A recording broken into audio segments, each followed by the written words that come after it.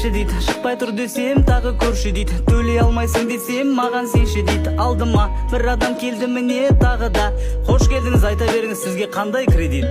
Негізінде маған інім автокредит керек, айтып жатыр пайызы аз жылда әрі тез береді. Бер алмаймыз жұмыссыз сіз пенсионка жүрмеген. Дұрыс қой енді таксовать етіп тастамайын ба тез төлеп. Үйленем дейді балам, той жасау керек кредит бер маған дейсіздер жұрттан асам. Кредитке той жасағанды қоясыздар қашан? Сен ана кредитің төлесе маған қайта банктен звондап жатыр ғой.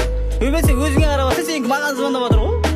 Інім қалай маған кредит шығам екен қарашы, бөліп төлеу жағы қалай болады екен санашы. Атыңызда кредит бар, айфонның тұр жаңасы, маған айтпай алған ба не иттің ғана баласы?